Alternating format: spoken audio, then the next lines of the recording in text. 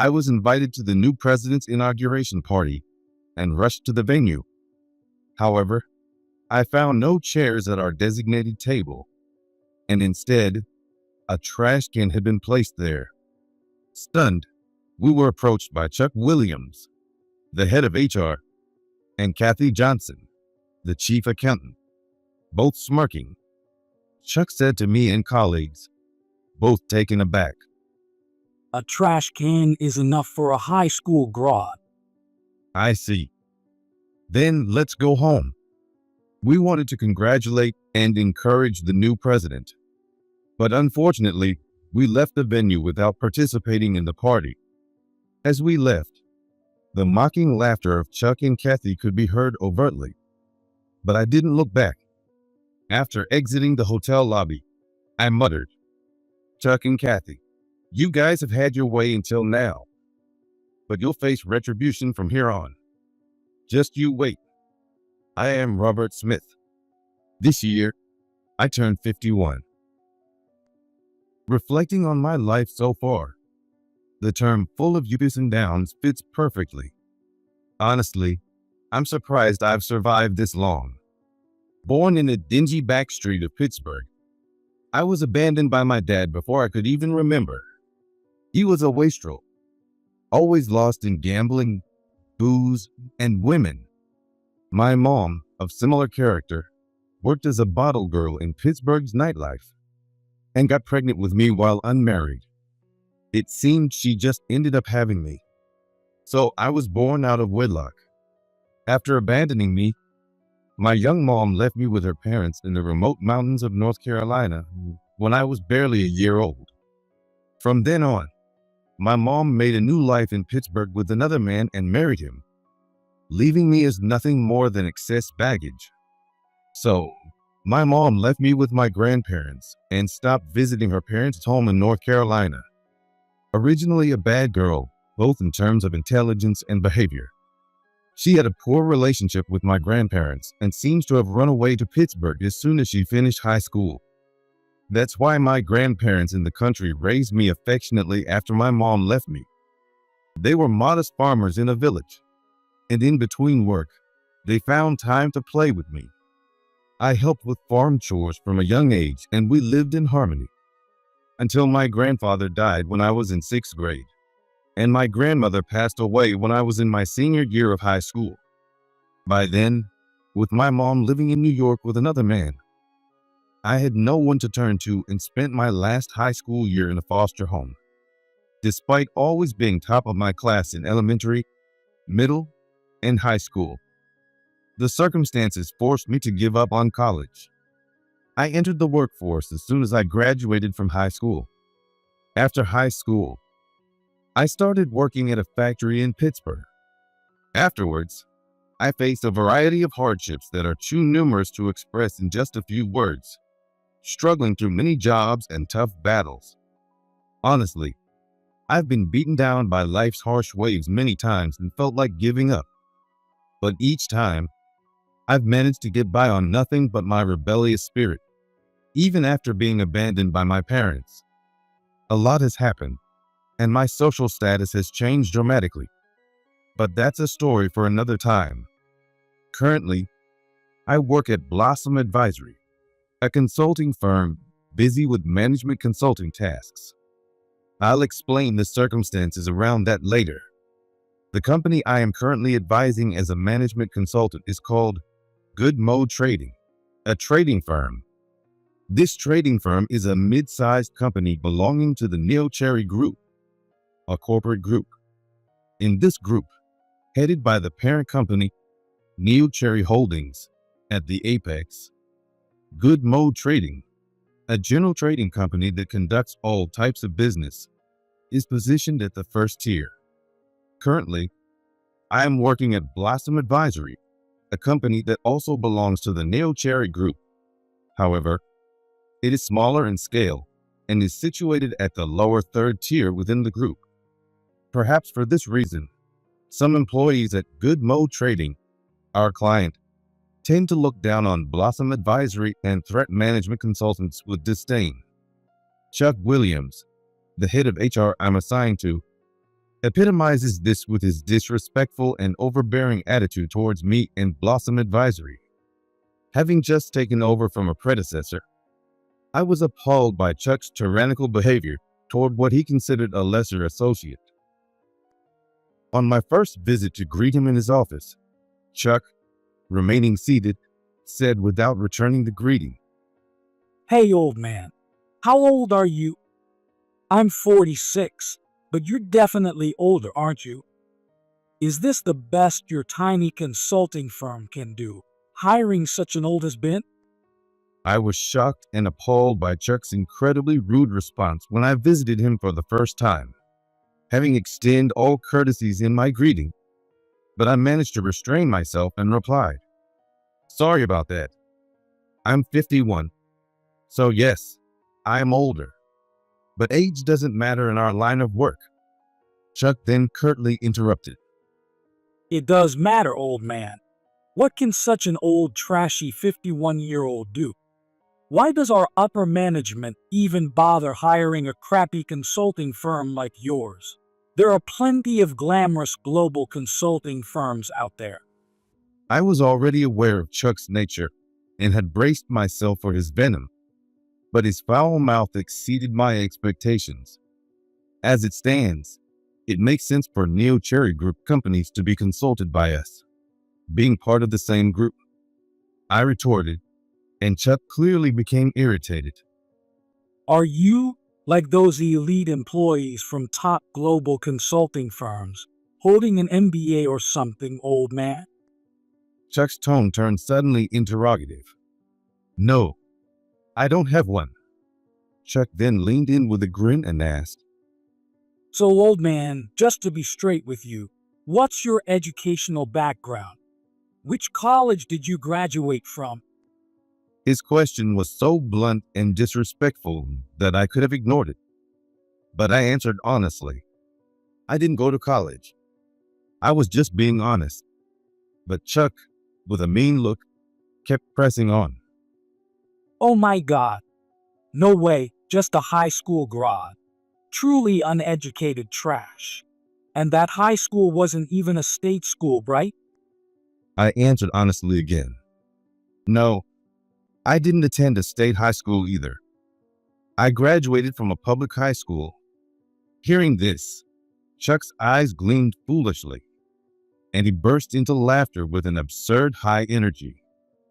No way, a public high school grad, ha ha ha. This is too funny. Ruthlessly, Chuck pointed at me and laughed for a while before spitting out. A public high school grad is beyond uneducated. You're real trash. Never thought I'd be sharing the air and working with such trash. Since then, Chuck started looking at me as if I were literal garbage whenever he saw me.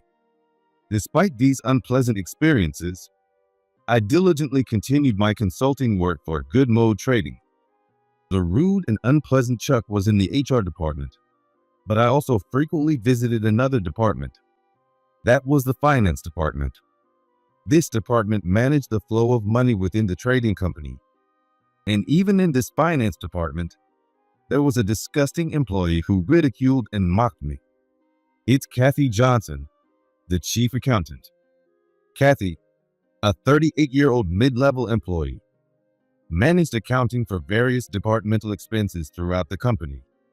Whenever I was checking financial statements and various databases for consulting work, Kathy would almost always hurl insults my way.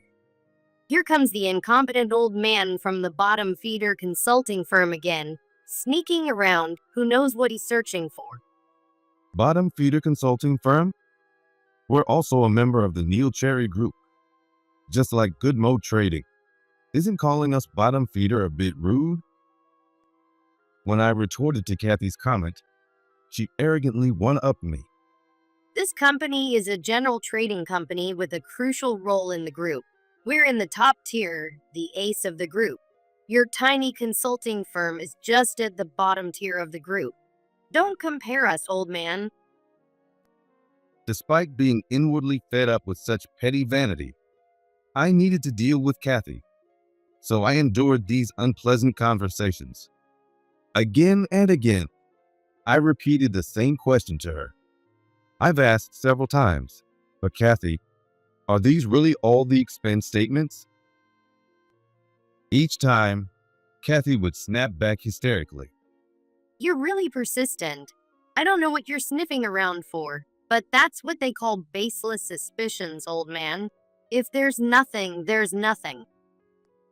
Is that so? There are some points that bother me though. By the way, Kathy, you've been handling the expenses for the materials department for a while now, haven't you? As I tried to dig deeper, Kathy grimaced openly, annoyed, and replied, So what? I'm busy, old man. I don't have time to answer your pointless questions. Robert, you're so old you don't even have a job title. On my business card from Blossom Advisory, there was no title listed. It was only printed as a management consultant. Kathy dredging this up at such a time and relentlessly nagging was typical of her spiteful nature. As I remained silent, Kathy, thinking she had me down, gleefully continued to throw her poison. At such a tiny group's bottom tier consulting firm, and at your age without even holding a position, you're really finished. Oh, I remember what Director Chuck said. Robert, you're just a high school grad, right? When she found my weakness, Kathy was a despicable character who sneered proudly. I answered her, even though I was tired of her. True, I'm just a high school grad, but rest assured, that won't hinder my work. However, it seems Chuck and you are quite close, right? At this, Kathy's face turned red with anger as she glared at me. Wait, Robert, that's none of your business. You're really annoying and creepy, old man. If you're done, please leave this floor. With that, Kathy stormed off. About a month later, I received an invitation from Good Mode Trading, where I was the consultant. It was an invitation to a party celebrating the new president's inauguration.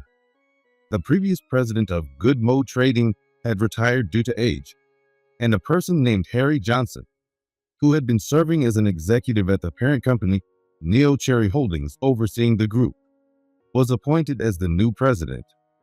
Actually, Harry and I were old acquaintances and close friends. Regardless, on the day of the party, having received an invitation to the new president's inauguration party, I headed to a major city's upscale city hotel with 3 colleagues. We checked in at the entrance, and when we reached our designated table, shockingly, all the chairs at our table had been replaced with trash cans. What in the world? What's this about? As my colleagues and I stood bewildered in front of the trash cans, suddenly a familiar jeering laughter echoed. Looking towards the laughter, Chuck and Kathy were approaching with malicious grins. I couldn't help but ask the two, "Excuse me, this is supposed to be our table, but there are no chairs, only trash cans." Hearing this, Chuck and Kathy looked at each other and burst into uproarious laughter. Then Chuck said to me and the colleagues, still stunned, A trash can is enough for a high school grad. Kathy, seemingly amused, let out a giggling shriek. Trash belongs in the trash can. How fitting. What vile people they were. I clenched my fists, struggling to contain my anger. Then I said to the colleagues, "I see. Shall we leave?" The colleagues, also enduring their anger, quickly agreed. Let's leave here. We wanted to congratulate and support the new president, but unfortunately, we had to leave the party without participating. As we left, the mocking laughter of Chuck and Kathy was audibly triumphant, but I did not look back. After exiting the hotel lobby, I muttered to myself, "Chuck and Kathy, you guys have had your way until now, but you'll face retribution from here on. Just you wait." 2 weeks later, that day, I was working on consulting tasks at Good Mode Trading with a junior colleague. It was just before lunch break. I was on the third floor in the finance department's office, doing some research when the elevator arrived with a ding and someone stormed in with heavy footsteps, heading straight into the office. It was a man in his 30s, wearing a suit. His face was pale and contorted, breathing heavily. In the next moment, the man suddenly shouted towards the employees working at their desks. Hey, Kathy, come out. Where are you? The finance department, crowded with female employees, became chaotic, the staff visibly shaken, and some even screamed in fear. No wonder. The man who had just entered and yelled was holding a large brown envelope in his left hand, and shockingly, a knife gleaming dully in his right. I almost smiled at the absurdity, but maintained my composure and approached the man to ask, "What's going on here? You're not an employee here, are you?" Startled by my calm inquiry amidst the panicked employees of Good Mode Trading Finance Department, the man seemed to snap back to reality. He said to me, I'm Tom, the husband of Kathy Johnson, an employee of this finance department. This arrived at the company, and I couldn't forgive my wife. I just lost it. With that, Tom showed me the contents of the brown envelope he was clutching. "Excuse me. Let me take a look." I examined the contents of Tom's envelope. Inside were dozens of lurid and revealing photos of Kathy and Chuck. The photos were quite provocative, each clearly depicting them in an intimate relationship. There were even shots of the two of them walking in and out of a motel with their arms folded and deep kissing on the street. Additionally, a printed paper was included with the photos, stating, The woman is your wife. The man is Chuck Williams, the head of HR at the same company. These two have been in an affair for about 8 years. 8 years ago, that's before Kathy and I got married. Such a terrible betrayal. I wouldn't have married her if I had known such ridiculous facts. Apparently, Kathy's husband, 3 years her junior, was pushed into marriage 4 years ago by Kathy, who was an assertive older woman. That's really unfortunate, but this is awful. These explicit photos of lust are almost too embarrassing to look at directly, I said, sarcastically stoking Tom's sense of humiliation. Tom's anger flared up again, and he shouted with a face red with rage. Damn it. How can I endure such humiliation? Making a fool of me. The next moment, a woman's short scream came from the direction of the desks lined up in the finance department. No way. Looking in that direction, I saw Kathy, pale and terrified, dashing into the elevator. Hey, Kathy, you bastard. Noticing this, Tom raised the knife and tried to chase after her, but I grabbed him from behind in a bear hug to stop him. Let me go. Tom struggled, but having trained in mixed martial arts for years, it was easy for me to restrain such a lightweight man. I calmed him down, preventing him from following his wife. Kathy's elevator stopped at the 5th floor. The 5th floor was the HR department. She probably ran to her lover, Chuck, seeking help.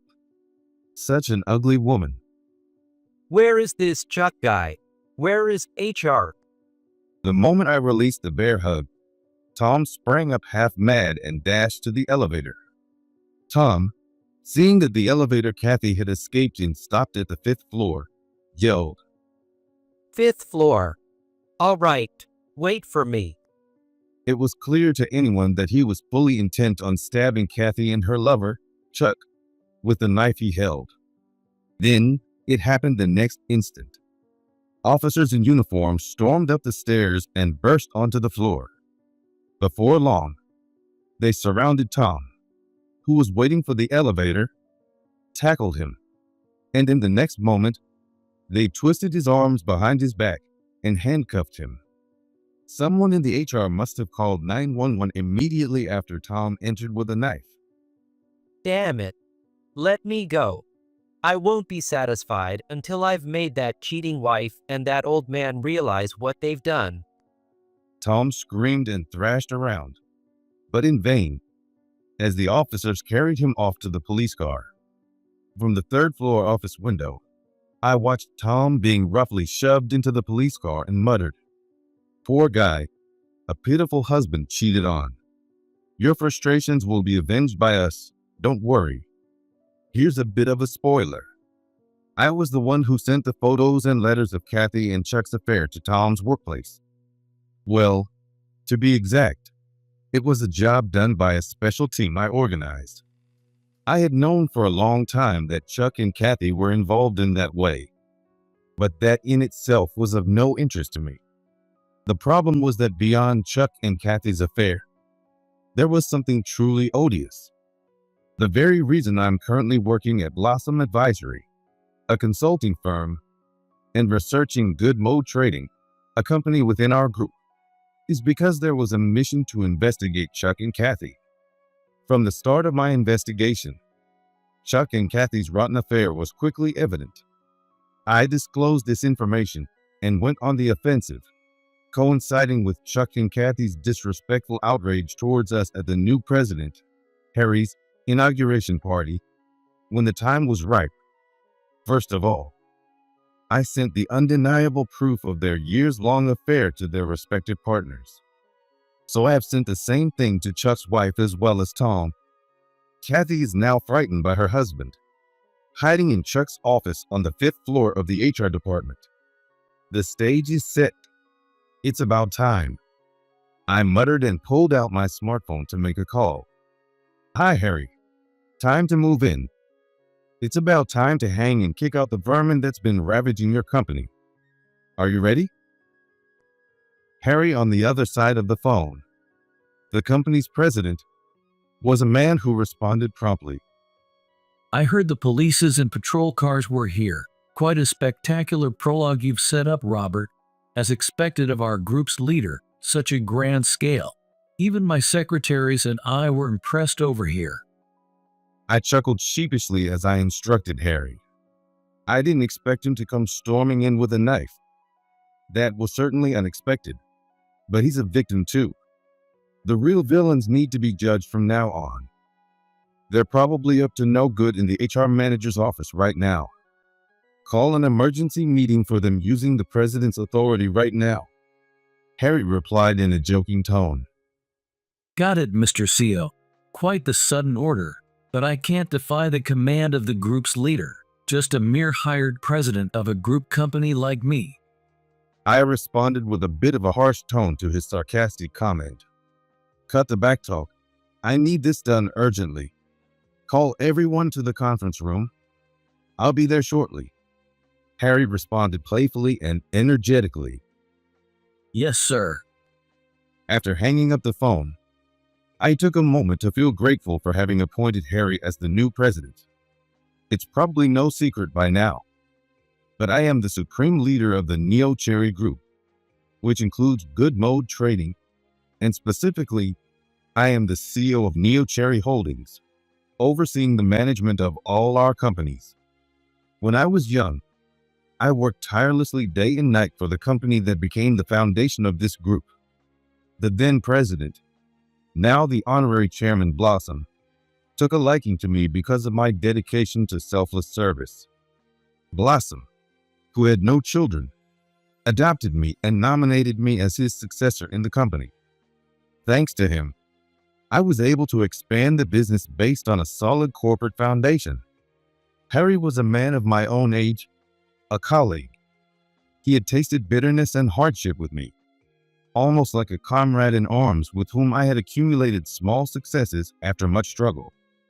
He was a man I could trust with all my heart. So, when the predecessor proposed retirement due to age and health reasons, it was I who recommended Harry as the new president. Harry had previously been an executive at Neo Cherry Holdings, but I felt it crucial to thoroughly cleanse Good Mode Trading, which had a particularly notorious reputation within our group. From that instinct, I appointed Harry as president and entered undercover myself, disguised as an employee at a consulting firm at the bottom tier of our group, to conduct this investigation. 2 hours later, I was in the conference room on the 11th floor, the top floor of the Good Mode Trading headquarters building. Next to me sat my ally, the new president of this company, Harry. The door to the conference room was knocked on. Come in, please. The door opened, and Chuck and Kathy entered. What's this urgent meeting about on such short notice? Chuck, always good at ingratiating himself with those in power, greeted Harry with a sycophantic smile. However, when he saw me sitting next to Harry, his eyes widened in shock and he exclaimed incredulously, Robert, why are you, the useless one from the group's bottom-tier company, in this place? I responded, internally fed up with Chuck's usual disrespect. Well, why do you think so? You'll find out soon enough. Next to me, Harry couldn't help but burst out laughing. Did you say he's useless? How dare you call such a big man useless? Then, Kathy, who had been watching the interaction, asked Harry, Excuse me, why do I need to attend this emergency meeting that only executives should be at? Harry, who had been laughing, suddenly turned stern and glared at Kathy. That's because, Kathy, you should know better than anyone. You've misused your position as chief accountant to commit horrendous crimes and brought disgrace upon our company. Taken aback by the unexpectedly fierce tone and sharp content, Kathy's face rapidly turned pale. Her expression clearly spelled trouble as the color drained from her face, and she froze. Seeing her reaction, I decided to dive into the main issue. Today, you two were called here not for anything else but to judge the evil deeds you've committed. As I spoke sternly to them, Kathy, already shaken by Harry's preemptive strike, began to tremble with a pale face, while Chuck snorted and retorted, Hey, Robert, the old man. Don't get cocky. You're just a high school graduate. Who are you talking to? Then Harry, unable to stay silent any longer, interjected. Who are you talking to? Chuck. Chuck's eyes widened in surprise as Harry began to reveal everything. He explained that I was undercover as a management consultant, actually the supreme leader of the group, and as Chuck and Kathy's faces filled with despair, he detailed why I had gone to such lengths to infiltrate the company. As the truth came out, Kathy, overwhelmed by fear, began to cry. Chuck and Kathy, everything is out in the open now. Give it up. All the filthy crimes you've committed in this company have come to light. With that, I played a video on the large display in the conference room. It was a testimony from a subcontractor who had dealt with Chuck back when he was just a department manager before becoming HR manager. As soon as Chuck saw the display, he visibly panicked and cried out, That guy. Such a blabbermouth. Betraying me. What a lowlife jerk. Chuck was cursing filthily at the display, and his unsightly behavior prompted Harry to rebuke him sharply. Really, from which mouth are you speaking? It's truly appalling. You're the lowest scumbag. Just watch and shut up. The video content revealed Chuck, when he was the materials department manager, blatantly abusing his power by demanding kickbacks and rebates from all the small subcontractors, threatening to terminate their contracts immediately if they didn't comply. Watching the video, Chuck turned completely ashen, resembling a zombie, and started trembling just like Kathy.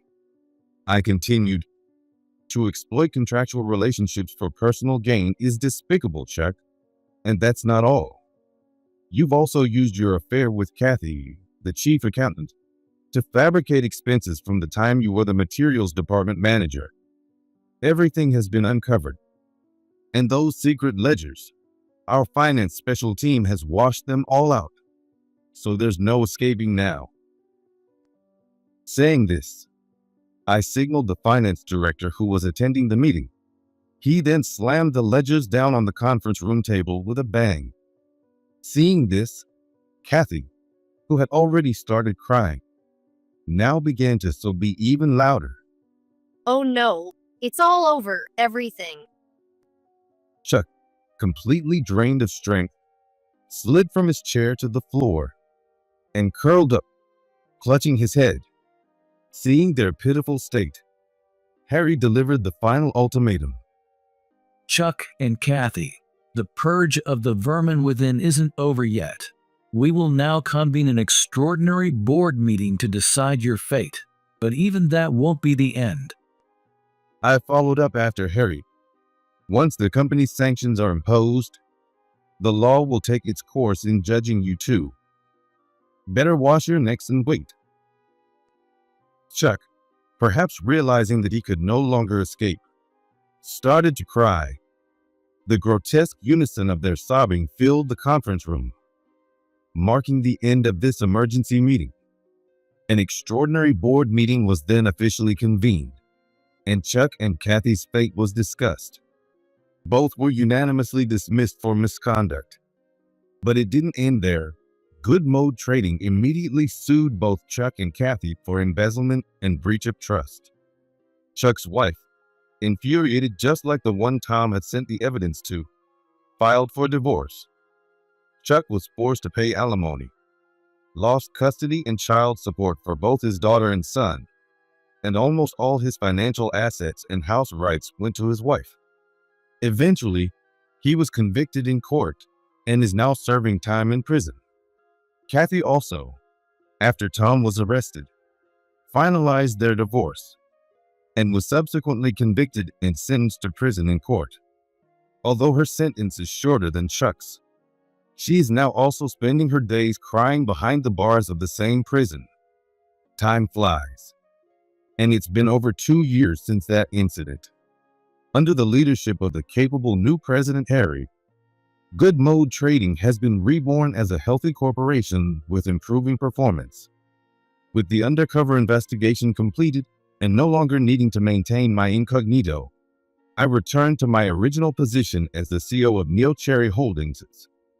While my days are consumed with managing the business and leading the group, I occasionally reminisce about my time undercover, strangely nostalgic about those days.